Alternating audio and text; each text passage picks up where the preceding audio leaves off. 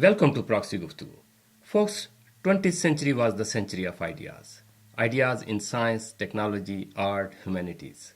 That century also gave us number of reformists in Islamic thoughts as well. Some of the reformists did the reform in traditional Islam and some come up with the new ideas. For example, Allama Muhammad Iqbal, Qutb Shaheed, Maulana Madudi, Dr. Ali Shariati, Ghulam Ahmad Pervez, Amin Hassan Islahi, and Ustad Mahmoud Muhammad Taha. Today we want to talk about Ustad Mahmoud Muhammad Taha of Sudan. He was a religious thinker, leader, and trained engineer. He developed what he called the second message of Islam, Risalatul Sani min al-Islam, which proposed that the verses of Quran revealed in Medina were appropriate in their time as the basis of Islamic law, but the verses revealed in Mecca represents universal message of Islam. He was executed in 1985 by military dictator Jafar Numeri at the age of 76. Today we are lucky to have with us Professor Abdullah Ernest al-Amariki. In 1977, when Professor Abdullah heard about Ustad Mahmoud Muhammad Taha and his second message, he went to Sudan all the way from America to learn more from Ustaz about his second message. Thank you very much, Professor Thank Abdullah, you for this opportunity. It's wonderful being here. What is the second message of Islam and in which way it is different from the traditional interpretations of Islam? Oh, that's a great question. The second message of Islam is the revival of the Sunnah of the Holy Prophet Muhammad sallallahu alaihi wasallam and the implementation of the original message of Islam revealed in Mecca for 13 years and then abrogated after the pilgrimage to Medina when the subsidiary verses of the Quran were introduced. So it is truly an opportunity to revive Islam based upon the essence of the original Quran revealed in Mecca upon the basis of the Sunnah of the Holy Prophet Muhammad. So still I need more clarity. The second message, Ustad Mahmoud Muhammad Taha say, this is the second message of Islam. So what that mean really? It means that what was originally revealed in Mecca was abrogated Okay. and was not acted upon as a message. Okay. And the message that was acted upon became the first message. So once the Meccan texts that were revealed for 13 years were then abrogated or set aside, no longer valid, in Medina, the Muslim community was built upon the subsidiary, the secondary texts that were revealed, and that became the first message. So it's in a sense that the first message was the message based upon the secondary verses of the Quran that were revealed in Medina, and the original message was set aside because the people of the time were not ready for it. And the evidence of that was that they had rejected it, they had attacked Muslims, they had killed Muslims, tortured Muslims, they had in fact plotted to assassinate the Holy Prophet Muhammad. And this is just as he left for Hijrah. So this was a clear rejection, and it was an indication that they weren't up to the level of the Meccan verses. And so they were set aside by the hikmah of our Creator, and the first message was then implemented. The second message was then held in abeyance. So it means the Meccan message was more universal and stays forever in different time and space. Yes, we can interpret according to the implement according to the time. According to my teacher, Ustaz Mahmoud Muhammad Taha, the Meccan verses were the original, universal verses of the Quran. And the examples of that are plentiful. But for instance, Muslims were not called upon even to fight in self-defense. The verses come to mind as La ikraha fi din. There's no compulsion in religion. Or say the truth to them and leave the rest to God. There are a number of verses in Mecca that clearly addressed people at the level of their accountability and allowed them to make up their own mind. And Ustaz Mahmoud says when we look then at the Medinian texts or the Medinese texts, we find a different standard, the standard of guardianship and not accountability. And so all of a sudden you see this gradual escalation until you come to the verse of the sword, which says literally you can spread Islam, and if people resist you, you can fight them, and if they persist, you can slay them, you can lay captive for them, and so forth. And this is so distinctly different than the original verses, but those original verses are still part of the Quran, and they were the original Quran that was revealed. And then, if we think about it, they were the higher Quran. And so the higher Quran was set aside. Was it set aside permanently, or was it set aside until a particular time, until humanity reached the point where those were the appropriate verses? And Ustaz Mahmoud said, this is the time for the universal verses. This is not a time for guardianship. This is a time for human beings to be held accountable. Women, Muslims, non-Muslims, all human beings. So that means in traditional Islam, Makki part of Quran superseded by Madani. But Ustad Mahmoud is saying other way around. Yes. Right? Yes. He's saying that he agrees that the Meccan verses were abrogated, and we followed the Medinese verses. He said, and there was wisdom to do that because that time the people were not ready for it. But we have to also think of what is the wisdom of taking the higher, more universal, more humanistic verses of the Quran that treat people as adults, not as like children that you have to be guardians over, of setting those verses aside eternally, as opposed to setting them aside until humanity evolves to the point where it is appropriate and they have the capacity to actually live according to those verses. And Ustaz Mahmoud is saying that both those revelations are in the Quran, but they are two different levels. And so when we think of, when I first entered Islam, we talked about Meccan and Medina verses, and it was really clear that, wow, and it was interesting. Some verses are revealed in Mecca and some in Medina. But the only way that it was ever explained is that those are just two different places. But what Ustaz Mahmoud is saying, no, they weren't only places. There's different levels of revelation, right, that are also associated with it. So, Ustad Mahmoud have 3 points. So what are those?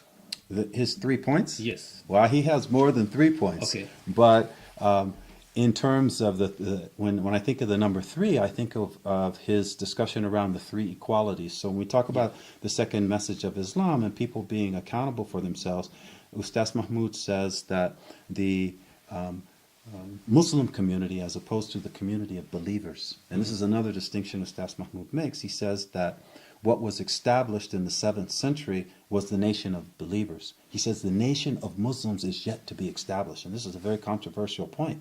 But it's a beautiful point, because what he's saying is that the Islam of the nation of believers was based on the Medinese texts, which were the secondary texts. He says the Islam of the nation of Muslims is going to be based on the Meccan texts, which were the original texts, and which are the higher texts. They are superior relatively to the texts that were revealed. So your question about the equalities, Ustaz says that the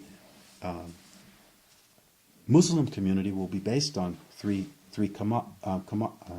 equalities. And he doesn't necessarily use the term Muslim community. He actually talks humanity. Yes, he talks about this universal phase of Islam is going to be based on 3 equalities that is governed by a constitution. Okay. And that constitution is really a humanistic constitution where it doesn't discriminate between Muslims and non-Muslims or on any basis against people other than their adherence to the law. And so he said the equalities are political equality, which you can equate to democracy, economic equality, which you can equate to socialism, but not Marxism. Yeah, yeah. Socialism, and we take that also from the conduct of the Holy Prophet Muhammad. We can talk about that if necessary. And then social equality, which he says is the outcome. The outcome is social justice and social equality. And then, according to Ustaz Mahmoud, the indicator of social equality is when anyone's children can marry from any other groups of children. In other words, where we don't make distinctions between people and say, I don't want my daughter or son to marry those people. When we get to that point, we are at social equality. So my standard understanding is the original message of Islam is spirituality and equality, social justice. So the question is, can we spread this message without being political? So can we or in other words, can we separate Islam from politics? My understanding and what Ustaz taught, as I understand it, is that in Islam is not a religion in the sense that it's a belief system that I adhere to. Islam is a way of life, and it covers our complete life, both our spiritual life and our secular life, our political life, our economic life, and so forth. And Ustaz Mahmoud said this is the important point. Religion does not really serve its purpose if it doesn't influence our behavior. So if we enter into the political sphere or into the economic sphere and we oppress people or we cheat people and so forth, Ustaz says that our religion is really not benefiting us. He said if we adhere to the values and the principles of our religion, we should see it manifest in all aspects of our life, including the political.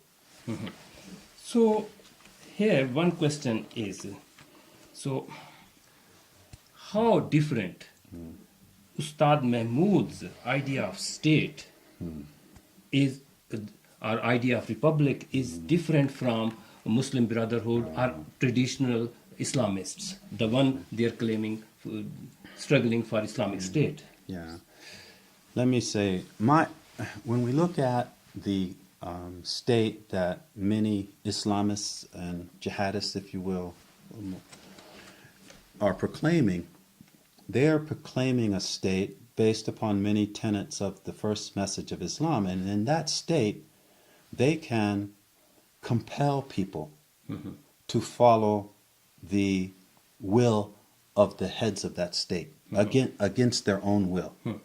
They can utilize violence in order to achieve the establishment of that state. In Ustaz Mahmoud's version, there is no compulsion. Okay. We cannot compel people to believe, to disbelieve, or to behave in any way. What we do is say that there should be a constitution that is humanistic and that individuals that adhere to the constitution should be fully protected under the law, and they will be considered first-class citizens like anybody else. Your religion, your race, your class, your ability level will not distinguish your rights under the Constitution. You will have full rights and full participation as a citizen. So with that notion, it differs tremendously from the state that many Islamicists and jihadists are proclaiming, because they're proclaiming what they call as an Islamist state.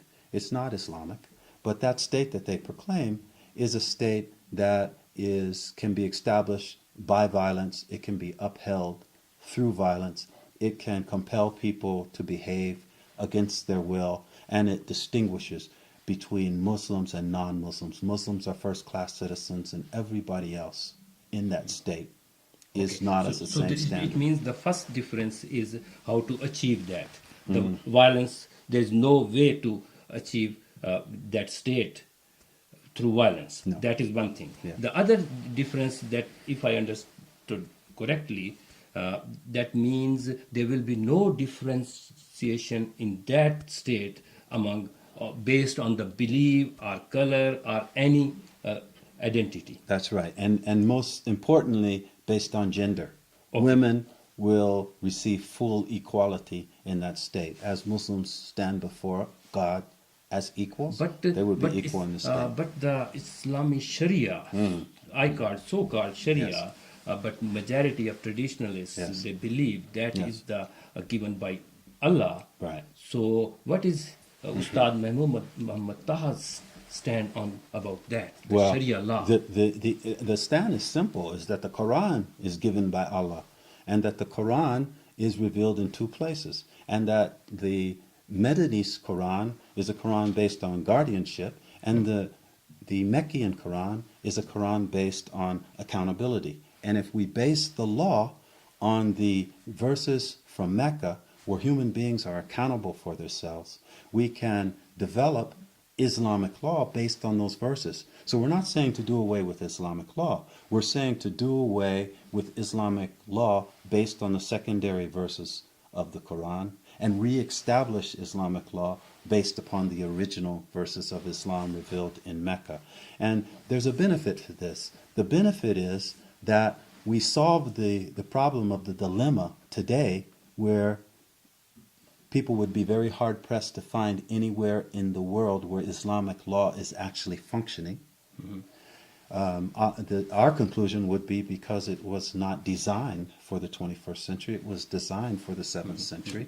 It's like the notion that I design a outfit for my child when they're 7 years old, and then 14 years later when they're 21, I try to fit that outfit on them. Right, that I designed had designed when they were 7. So the notion now is that we would in fact be focusing on law, on Islamic law, but Islamic law would be based on new principles. And the benefit of it is that we could maintain unity within the Islamic world, and we also could provide a platform where Muslims could conduct themselves according to the highest principles in the Quran and present a form of social, economic, and political organization that will be attractive to people around the world. That's the globalization and the universal aspect of it. It wouldn't be forced on people. Muslims wouldn't take the position that I know better for you what's in your best interest, and if you don't like it, I'm going to force it on you. That's pretty unfortunate behavior. I mean, for lack of a better term. So correct me if I'm wrong. So what I am understanding is that regarding legislation or Sharia or law, so the Makki version of Quran will be the constitution or the guidelines, and according to the time, the societies or countries can make their own legislation.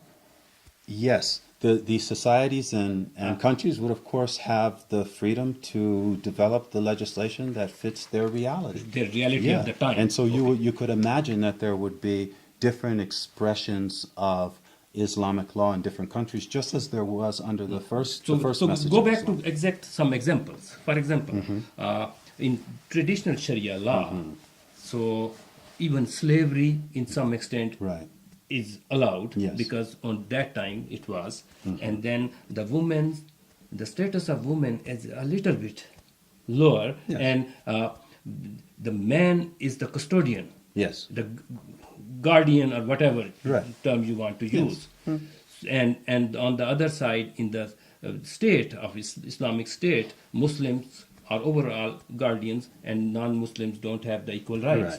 So what Ustad Muhammad Taha is suggesting regarding that, so these Sharia law will be irrelevant?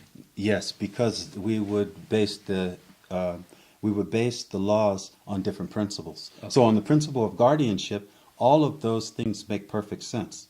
Slavery, right? The master's guardian over the slave. The problem is that slavery is abhorrent to the consciousness of people in the 21st century. It is a disgrace to the human spirit and to human dignity to enslave another human being. And so for people to have difficulty understanding that sanctions and laws that actually require enslavement as a punishment or freeing a slave as a reward, right, are not suited for this time, nor could they have possibly been designed for it, because slavery is unacceptable. I haven't found the person that wants to be anybody else's slave. And why should we think that we should have legislation that speaks about enslaving people or freeing a slave in order for committing some offense? So yes, under this revival of Islam, the guardianship of men over women, the guardianship of masters over slaves, the guardianship of Muslims over non-Muslims would be non-applicable. It would be unconstitutional and unacceptable. The principles would be social, economic, and political equality based on a constitution. And so women would have full rights with men. It's not to say that there's not a difference between men and women, and that would be expressed. And there would be certain areas where there could be a discourse about this is more not suited for this particular gender. More and specialization kind yes, of difference. yes. But the idea... Not as a human being different. Not as a human being, right? Is the idea would be that we are all equal before our Creator as human beings, and in the state in which we would live, right?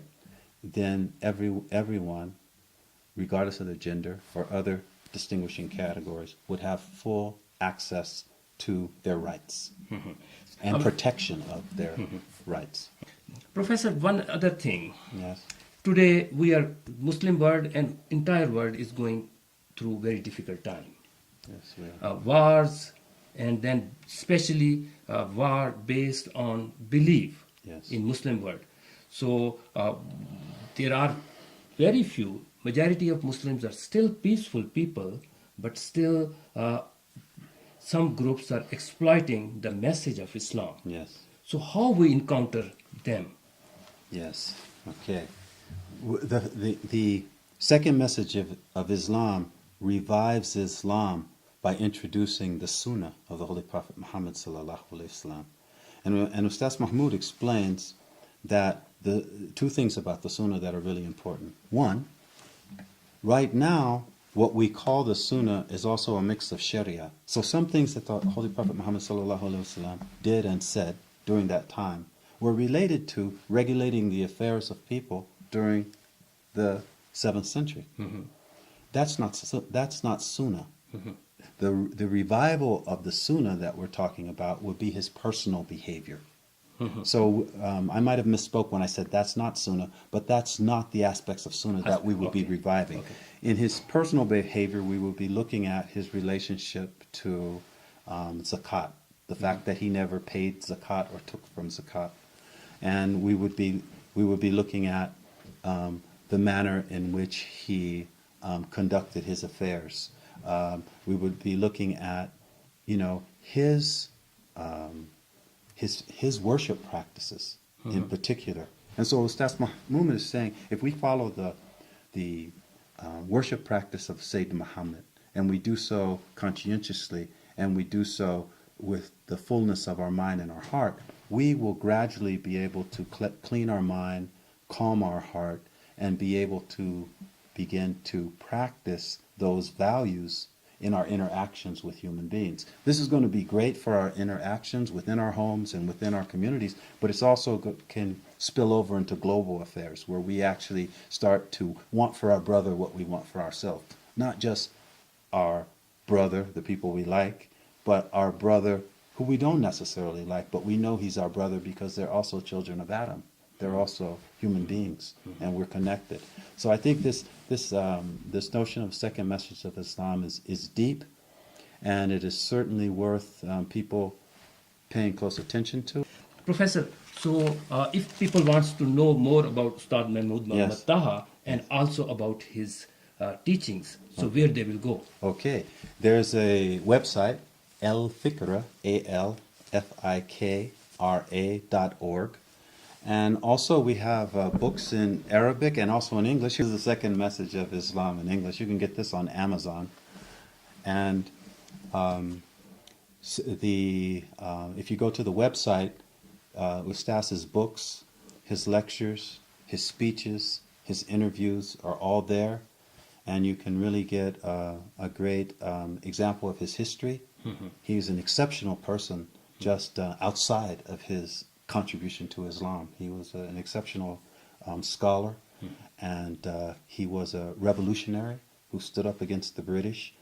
And in addition to that, he has discovered the original message of the Quran. And he said that here it is, and these are the verses that support it, and these are the hadith that support those verses, and look at it for yourself. But I, encourage everybody to take a look and decide for yourself, because Islam is more than meets the eye. And the Ustaz teaches us that the prophecy was sealed, and this is important, so we're likely not to see other prophets descending amongst us and teaching us another version of monotheism, which means we really should re-examine the Quran and to discover whether or not the answer is inside of the Quran. Because if we don't do that, we're going to be left to the interpretations of the thousands of so-called scholars and sheikhs that are out there, spending a lot of sincere energy trying to grapple with the dilemma that the laws that they're trying to apply were never designed for this particular time.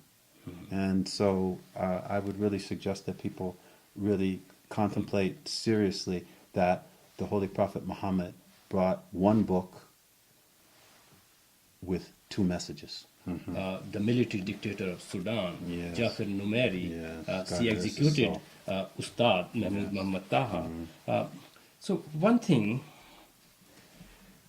on that time, traditional religious clergy, mullahs or Yes. scholars, that they gave fatwa against him. Yes. So I want to ask one specific Against question. whom? Against Numeri or Ustaz? Against Ustaz. Yes. Not Numeri, because Yeah, they like Numeri. they get scholarship from Yeah, it. that's right. So I asked one specific question. Does Ustad Mahmoud Muhammad Taha claims that he decoded this message that Angel Jibril came to him, or he put more thought into Quran? Yeah. Ustaz Mahmoud claims absolutely that the angel Jibril didn't come to him. Okay. What he says is that both messages were revealed in the Quran to the Holy Prophet Muhammad sallallahu alaihi wasallam. However, his understanding of the Quran, his understanding of Tawheed, monotheism, and his understanding of the time in which the Quran was revealed and the time in which we believe, allowed him, when he dedicated himself to Tariq Muhammad, to really practice in khalwa, in isolation, the fasting and prayer of the Holy Prophet Muhammad and other practices. He came to that insight. That insight was there to be discovered. He just happened to be the first person to discover it and articulate it in this comprehensive way. Other people have glimpsed pieces of what he said, but his notion, comprehensive it is way. bold. I mean, this is a bold message. This message is why he was executed, is because instead of people trying to examine the validity of what he was saying and what he was living, they condemned him because they could not understand that he was not claiming to be a prophet, and they were frightened because they could not convince him in conversation and in debate that his ideas were not right. Ustaz Mahmoud would have discussions with scholars. The scholars would come to his house, and some of them would leave believing in the second message of Islam. They would go back to their mosque in our neighborhood, and on Friday they would tell the people that they went there to correct him and they left his home being corrected themselves. But they say, but we know why it happened. We were corrected because there was an empty seat next to Ustaz Mahmoud, and we were bewitched. Do you see? Oh my God. Yeah. And they would say this over the loudspeakers of the mosque in earshot of Ustaz Mahmoud and the brothers and sisters that lived in the community. So when you have people who reason like that, right? It's like, I'm going in here to actually correct this man. So Right? thank you very much, You're Professor, for welcome. giving us My time. pleasure. Thank you very much. Thank you so much. And viewers, the modern application of Islamic law presents all Muslims with dilemma and concern. In one side, believers are under obligation to conduct their affairs in accordance with Islam. Yet, some aspects of traditional Islamic law or Sharia are difficult for majority to accept in this modern time, such as discrimination against women and non-believers. Further to that, harsh punishment in Sharia are hard to sell in this modern time. Variety of reformist scholars are addressing these issues. Ustaz Taha was one of them. I would suggest to read his second message of Islam and make your own opinion. Similar to that, there are variety of other scholars. They are also addressing these issues. From Pakistan, Javed Ahmad Ghamdi's contribution in this regard is huge. And in Europe, Dr. Tariq Ramzan's work is also significant. Reading and listening to these reformist authors will be enlightening and refreshing. We should open our mind to read these scholars and new ideas. Thanks for watching Proxy Guftugu. Allah, Allah.